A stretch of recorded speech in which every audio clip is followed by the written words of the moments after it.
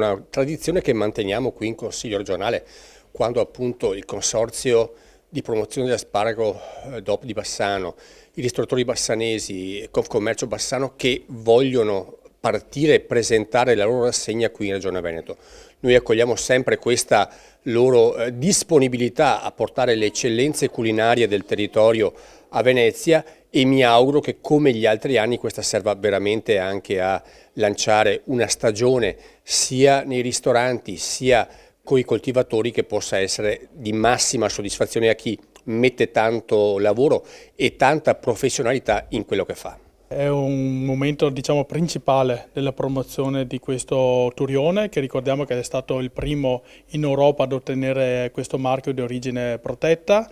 ed è il primo ancora in Italia che ha questa denominazione di origine.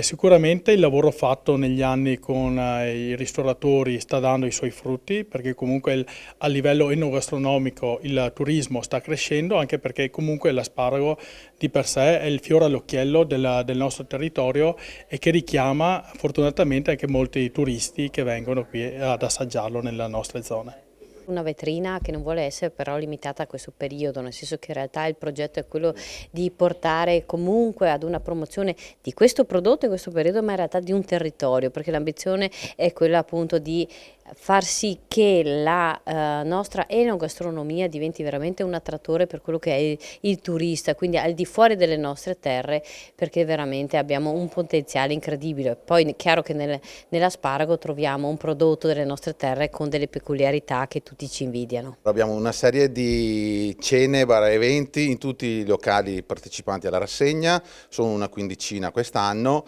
tra pranzo e cena suddivisi su tutto il territorio anche. La rassegna rappresenta anche la ripartenza, la primavera diciamo della stagione nostra, quindi dopo una breve pausa, tregua tra la stagione invernale festiva e quella estiva, adesso c'è la ripartenza con l'asparago che è un bel indotto turistico per la zona. Ci auguriamo innanzitutto il bel tempo e soprattutto per il turismo e ci aspettiamo di mantenere positivo il trend che abbiamo di crescita.